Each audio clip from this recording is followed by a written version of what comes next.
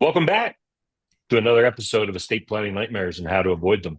I'm your host, John Braddock, author of Click Here When I Die, and the founder of My Life and Wishes, the Legacy Vault, an online planning and document storage solution designed specifically to make things easier for those that you love. I am honored to have a truly inspiring guest and friend of mine today joining us, Mary Ann Wehr. She is the founder and managing partner of Great Lakes Center for Estate Planning, located in Traverse City, Michigan. And Mary Ann is a estate planning attorney with a deeply personal mission. Her journey into estate planning wasn't just professional, it was personal. So after spending nearly 15 years as a technology lawyer for General Motors and other major companies, her life took a heartbreaking turn when her son James, a firefighter and paramedic, tragically passed away in the line of duty due to workplace exposure to COVID-19. He was only 33 years old, and like so many, he had no estate plan in place. The difficult legal and financial challenges that followed opened Mary Ann's eyes to the critical need for proper planning, not just for assets, but for protecting families from unnecessary stress during times of profound grief. So, determined to ensure that no other families experience the struggles hers did, she launched her estate planning firm with a mission to help people create meaningful, lasting plans, not just documents that sit in a drawer. Today, we're going to dive into her personal story, how it shaped her approach to estate planning, and what she's doing different to truly protect family. She also shares her advice and wisdom regularly on ABC TV's Up North Live, where she is a recurring segment called Ask the Attorney. Mary Ann, welcome to the show. Thank you, John. I really appreciate being here. And I also want to thank you for joining us on Up North Live the other day. It was a great segment. It's a great group of people, and it really helps me get my message, share my passion, and hopefully encourage others to follow our lead in estate planning, right? Oh, So that's it. absolutely. And I thank you and our listeners. Probably heard that episode, which we released a couple weeks back, and truly a lot of fun to visit with you. And is it Kylie? Maya, Maya. Maya, Maya. Yep, That's right. yep, That's yep. right. What a Save great. that name because she's an up and comer. Yeah, she is. We'll probably see her, on Good Morning America one of these days, I'm right? with you. And She knew us when, my, right? yeah, my, if you're listening in, um, that's our goal for you. That's So, right. That's right. oh gosh. Well, hey, Marianne, it's great to see you. We've known each other for a few years, and we speak frequently. Um, and it's been some time, and I've wanted to have you on the podcast uh, for quite some time. But I Right. also know that it takes time to at least bandage some deep, deep wounds. And so, as everyone knows, I like to talk about passion and why it is people do what they do, especially in the estate planning world. So, um, your story is both heartbreaking yet incredibly inspiring. Can you take us back to the moment when you realized that estate planning needed to be your calling? I absolutely can. And you've shared quite a bit of my story, right? My son was our only child, and at 33 years old, with his wife 7 weeks pregnant, and just about ready to share their second wedding anniversary together, he acquired COVID. Um, and he called me, and I'll not forget that call. He called me on December 1st of 2021 to share with me that he had contracted COVID. He said, "Oh, honey, I'm so sorry. Take care of yourself." Just the common things at that point. Didn't ever believe that I would not see him again. My husband and I left that weekend. I said, "Daddy and I are going on a cruise. Is that still okay?" And he's like, "Yeah, go ahead, Mom, go." And so we left. And during that cruise, we were getting messaging that his condition was degrading to the point where he was hospitalized and then put on a ventilator. And we couldn't, I mean, it was if you know anything about cruises, you can't just say, "Hey, can you park at the next dock? I'm grabbing the next plane out." So we had to endure this cruise, which should have been a beautiful time. Landed in Fort Lauderdale and took the first plane out of, or maybe it was Miami, took the first plane out heading for Detroit. So when we got home, his condition had degraded quite a bit. Again, paramedic, firefighter, 33, healthy as a horse, and strong as an ox, right? I mean, you'd never believe anything was going to happen to the end, and maybe twice as stubborn as, I don't know, his mom, I guess. But you'd never think anything was going to happen to that boy, that man, that young man. By the time we got home, we were able to visit him in the hospital. You know, some of the COVID restrictions had been lifted, but he was in a coma. He was heavily sedated. He'd been on a ventilator. He had had a tracheotomy. They had been fighting a infection, a secondary infection, giving him a high dose of antibiotic. That antibiotic shut his kidney down. So he was now having renal failure. So we kind of walked into what we hoped and prayed wasn't happening, but you kind of knew it was. On Christmas Eve that year, he died. And it was really something knowing that you'd seen his first breath and then were there for his last. And my husband and I were in the room with my daughter-in-law and her parents. And the disbelief, I bring this message. The reason I tell you this so emphatically is even knowing he was sick, even knowing he'd been hospitalized, there was no way we would have believed that man was going to die. And then to know he did learn, just as they were putting him on a ventilator, that his wife was pregnant. To know that he couldn't fight through that, I thought that would give him all of the hope in the world, right? So I just bring this message because there is no promise of tomorrow. So hold them tight, right? Hold them tight, let them fly, but hold them tight. There is no promise of tomorrow, but be prepared.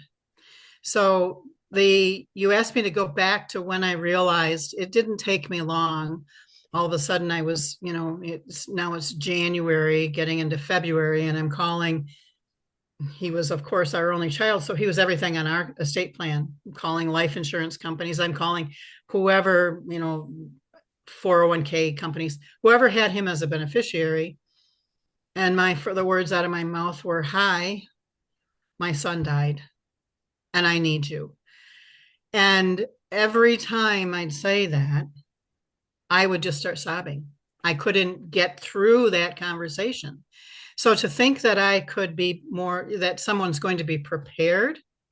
I have people who are like, I use beneficiaries. I don't need an estate plan. And if something happens, I'll just fix it.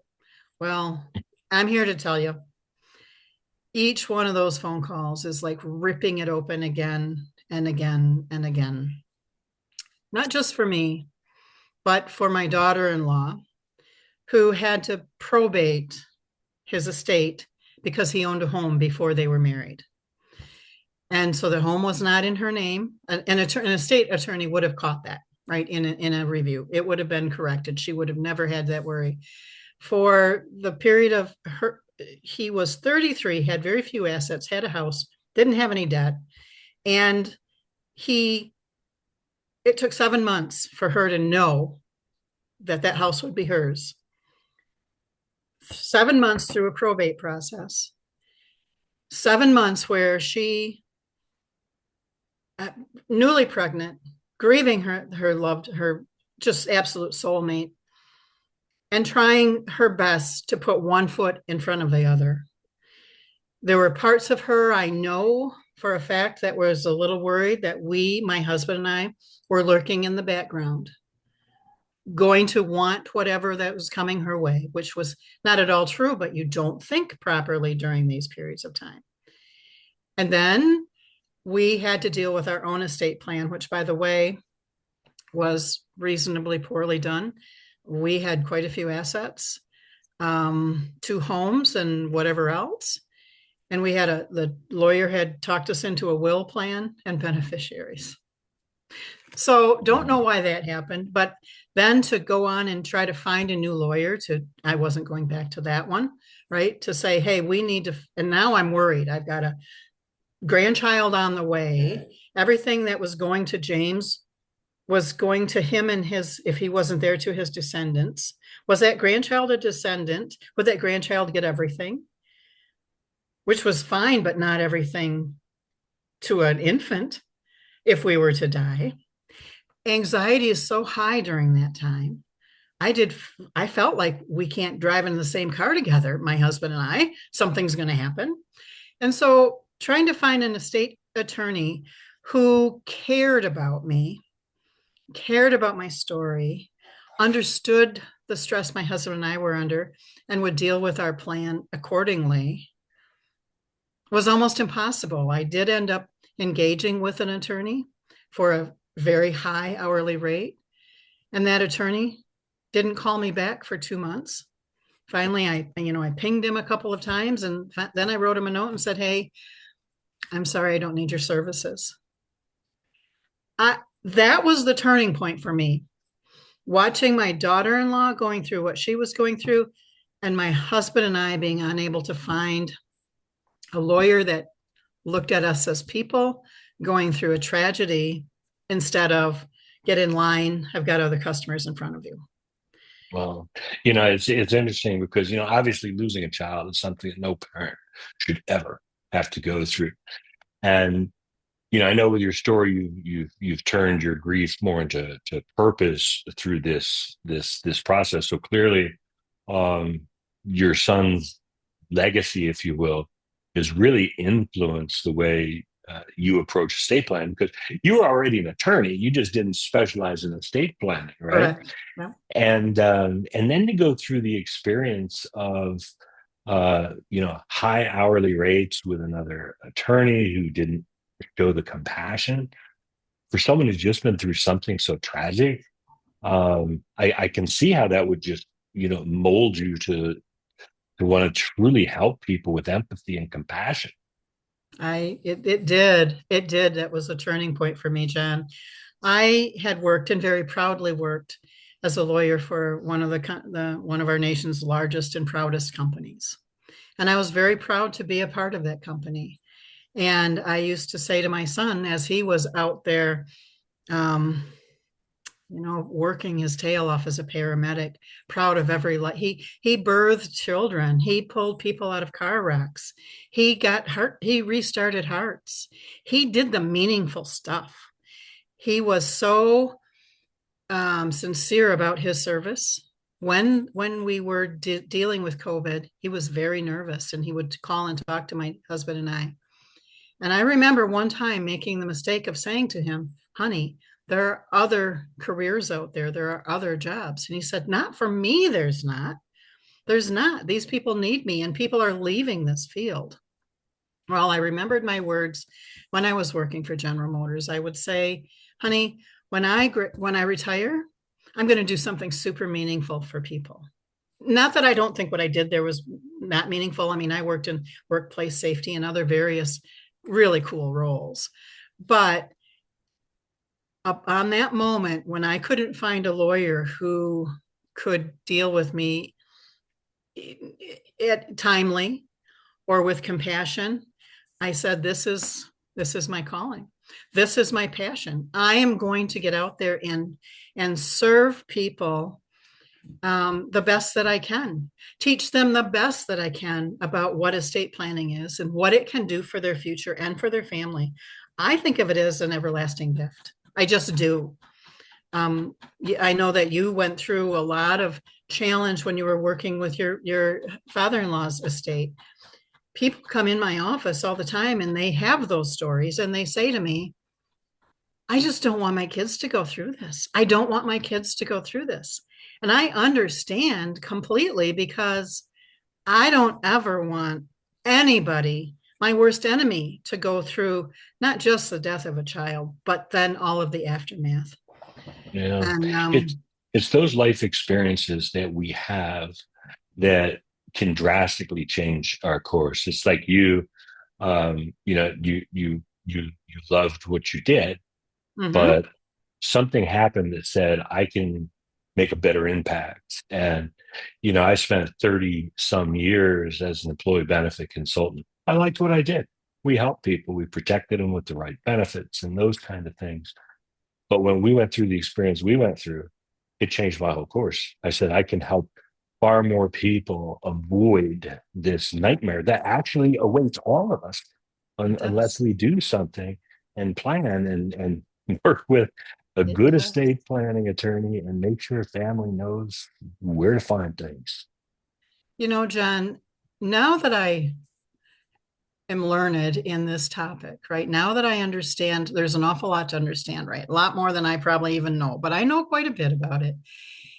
I think to myself, what an injustice my husband and I had done to our only child by giving him everything, but first he had to just probate it.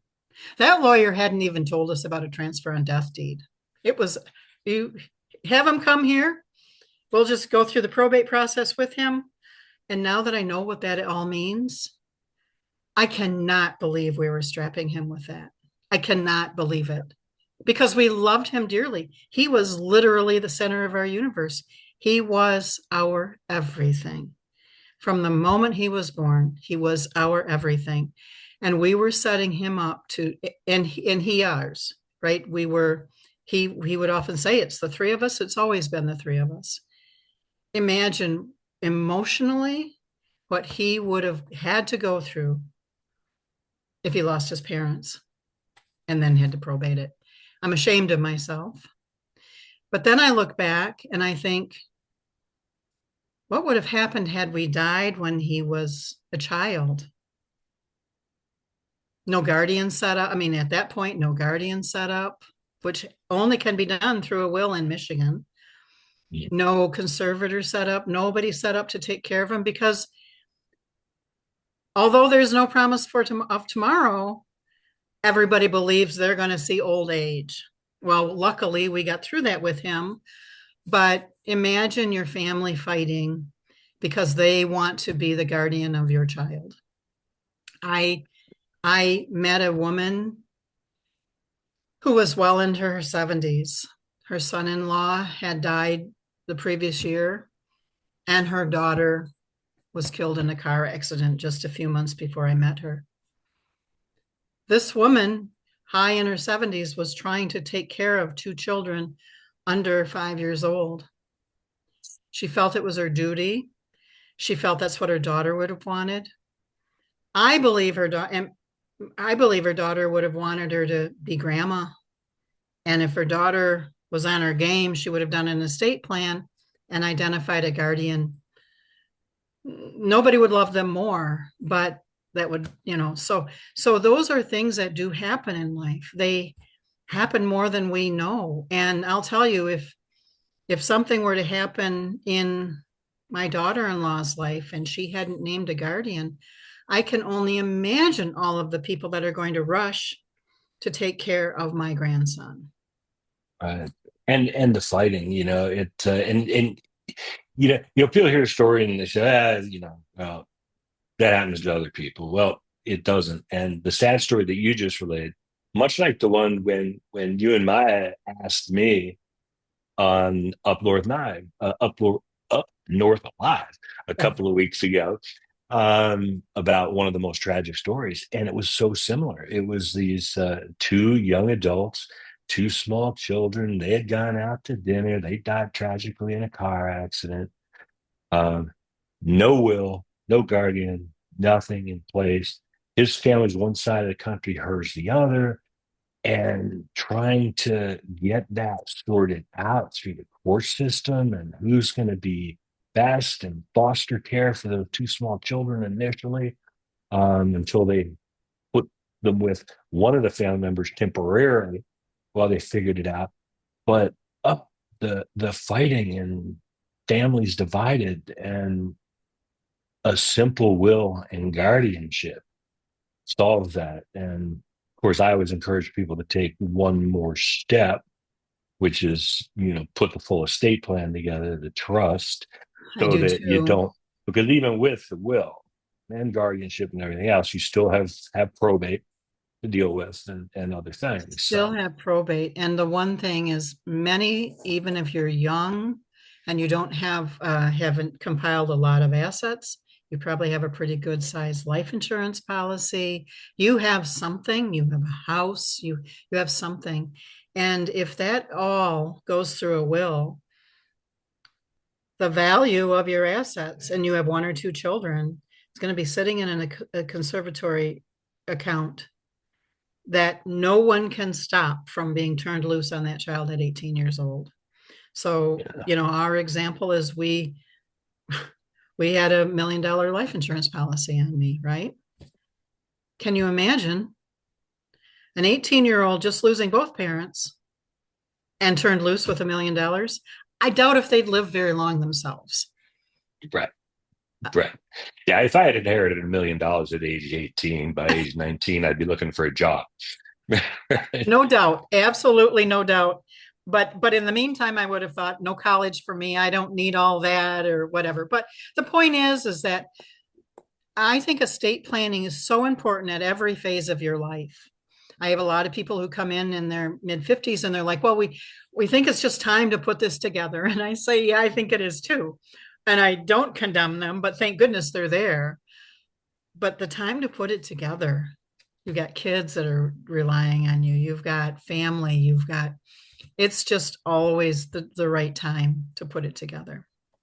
Yeah, So absolutely. And so with your unique take on estate planning, I mean, obviously, um, yeah, yeah, we have ours done, but you're who I would want to do my estate plan because you've lived it. You can ask me the correct question. What do you want to have happen if this? What about this? What about this? And so I assume that's kind of your unique take when people it come is. in, when you work It with them. is. And I assume that unlike some attorneys out there, you don't charge an hourly rate. I would, so I consider myself a relational lawyer, someone who builds a relationship with their client. My clients don't get in line, and I'll get to them when I do. I don't charge an hourly rate. All of my plans are a flat fee. You know what you're going to get before you get it. So you know what I and I don't say I'll draft you a trust. I say I have a probate avoidance plan. I definitely, because it sets the right tone, Right. right? It's not just like people, when you say trust, they think document. I've Mhm. had trust documents coming in my office for review that are 2, 3, 4 pages. And I'm like, what happens if, and what happens Yeah. if, and what happens if, and what happens if, right? And then I Mhm. say, you'll have to find somebody else for the trust administration because I'm not taking on all this, all of Right. the what ifs. But so it is just so important that you look at this as an integrated, strategic approach to your, I think of it as rule books. How do you want to use your stuff during your life? Who do you want to get your stuff when you no longer need it? And how do you want that done? And I do have those probing questions. I'll tell people, okay, this is the point in our conversation. I'm going to start killing off your family. Some of them are going to be maimed because you got to think about that. They might be Right. in a nursing home because they got in a car wreck. Some of them are going to die. When we're all done talking, they'll all come back alive and they'll be just like who they are today. so Yeah. so hang with me. But when you start to say, okay, so you would want, so your daughter dies and she has 3 children, and you would want those 3 children to have their money, they start to look at each other. Well, I'm not sure. How can they handle it? Who would take care of it for them? How is the house going to be paid for? How are they going to eat? And they start to think about, boy, if my daughter's not here, what happens with her kids?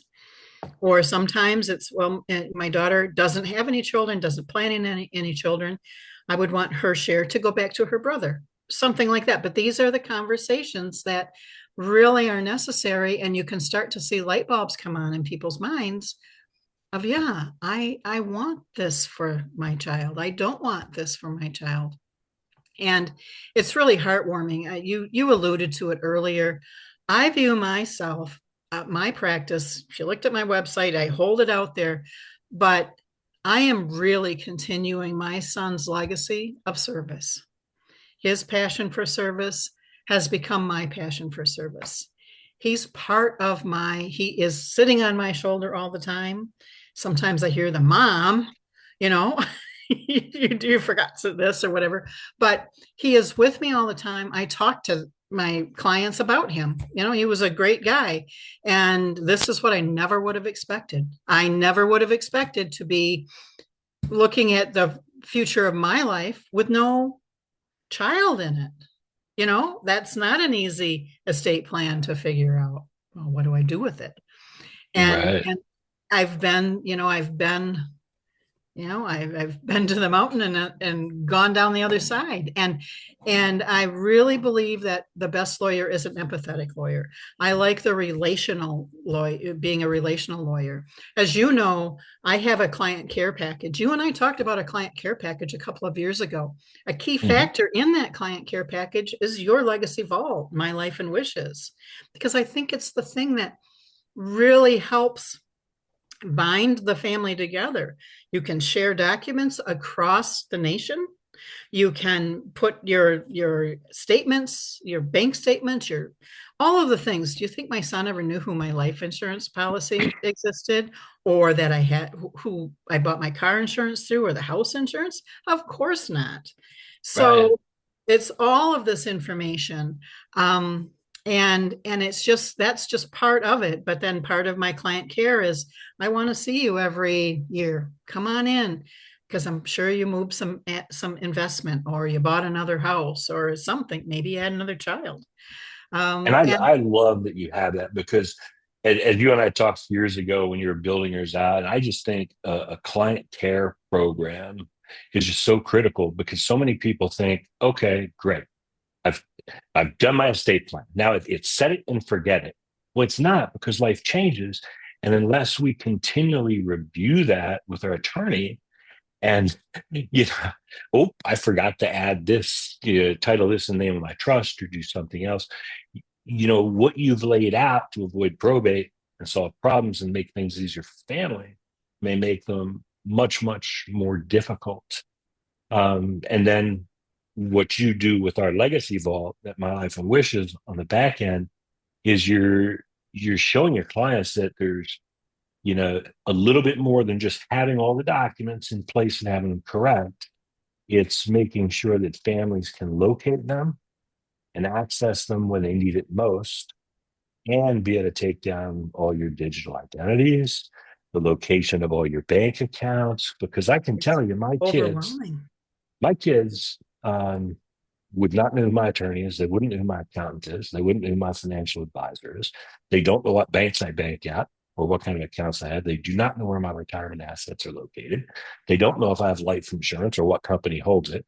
And without families, which you solve the problem for, being able to access all that information immediately, then they're left to the morbid scavenger hunt to come dig through all dead dad's drawers and try and find this stuff, which takes a massive amount of time.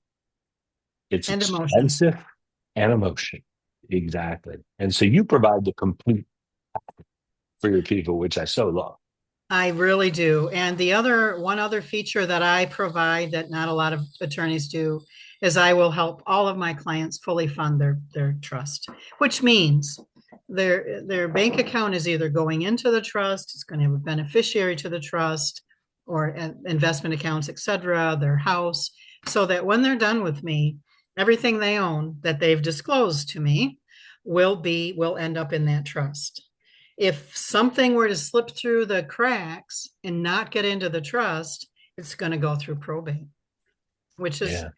not a pretty thing. And then it's going to go into the trust, but it's just not a pretty thing. So I do the funding and then the client care package. They come and see me every year, every couple of years, however they feel comfortable. We go over how's the vault working for you, give them some hints on how to improve their usage of it. We go over their funding. I've had people buy new houses. Great, congratulations. Who's it titled in? What name is it titled, right? So I've seen just uh, scary, frightening, heartbreaking situations where I'm working right now with a supplemental special needs trust where it wasn't funded properly. So there are assets that are going to go straight to that special needs person unless, Uh, so I mean, I'm not working. I mean, I have said here are some very skilled litigators in this field. Here you go, yeah. right? And the worst thing that can happen to your special needs adult child is to lose their SSI And that person will, because, and their yeah, Medicaid and their SSI, and they yeah, will lose it because another attorney prior to my getting involved didn't do the funding, didn't do that last final step, which isn't uncommon. I mean, my first thought was, dang it, that's like malpractice, but it really isn't. It's not uncommon for lawyers to give their client the instructions and say, okay, there you go, we're done. And then have it a transaction, which is gives the impression of one and done. There you go. In 30 years, you're all set. So um, right. that is not how I practice law. It's not how I practice estate planning. And I do believe it sets me apart from many. There are many that do practice in the manner in which we do, but they're scattered around, right, the country. Yeah, Um, it's, I mean, people can go to Google and search estate planning attorneys near me, and they're going to come up with, a handful or a list. But knowing what you're looking for in an estate planning attorney, which is why I like, if you come up on a search, they go to your website. Now they can see what kind of person you are, what kind of practice that mhm. you have. And it's not with all due respect to the attorneys out there who still wear their suit and their bow tie every day. That kind of scares me off just a little bit. Yeah, yeah. Well, I don't. I hope I dress appropriately, but I dress like I'm dressed today. You don't see a suit on me. And I tried, my office is a comfortable space. It is right on, if you know anything about Traverse City, it's right on Grand Traverse Bay. So we've got beautiful views. It's right in a harbor, a marina. And I've got some living room furniture in there if you'd prefer not to sit at my table. So we're all set for making the conversation comfortable because sometimes it's not. I love that. I have two more questions as we wrap up today. The first one is for our listeners who may not have started their estate plan yet, or they're just thinking about it. What's the first step that they should take today? The first step is just take a step. Call a lawyer, get moving on the estate plan. It, if you get it 80% of the way there, you're much better off than you are today, right? And work with a lawyer. I'll tell you when you walk into my office what steps we're going to take, where the milestones are, and how long this process is going to take. So today's meeting starts off here. We're going to sign this in 4 to 6 weeks, and I love that. we don't break that promise. That's what we do. So make sure you're working with a lawyer who funds. Make sure you're working with a lawyer who has a proven process to get you through otherwise it can languish for months and months. I have clients who come into me and say, we tried this 5 years ago, but it just never got done. And I think to myself, why? you know, Oh my but God. but Thank believe God you're me, still alive. no kidding. Believe me, just getting it started, just get it started. That's the first step you need to take and understand the importance for your family because I am living proof that there is no and not only did my son die when he was 33, my mother died when she was 40 of accidental injury. She was in a snowmobile accident wintertime, right? Yeah. And so there's two examples in my own life of there's no promise of tomorrow. Two young, vibrant people. So that's the Wow. first answer. What's your next question? Yeah. Okay. And just to add to that is having an estate plan in place for everybody. It's probably the greatest final gift that you could ever leave to your family. So now the last one, and I don't want to make you too emotional, but if James were here today, what do you think he'd say about the work you're doing? Well, he would be so proud of me. He would be so proud of me. And we all look at our whys. We all look at our purpose. I think many of us do. What purpose am I walking this earth for? You know what? Maybe James's purpose was to help more people in this way. Maybe James's purpose I was love to that. forward my purpose, give me this passion. Um, I do have a gift of working with people. And I think that if he were here to die at a strange young age, there's something magical about that little boy of his. And there's something truly passionate about pulling me in and making me follow my words of creating a legacy of service. Oh, absolutely. Yeah, And a lucky grandson that you have, to have such a wonderful set of grandparents who will, make sure that his father's legacy lives on. Um, I yeah, do. Mary Ann, this has been such a fantastic conversation. I'm so appreciative of you sharing your personal story with us, your passion and your insights. So, how can our listeners get in touch with you if they're in your area, have questions?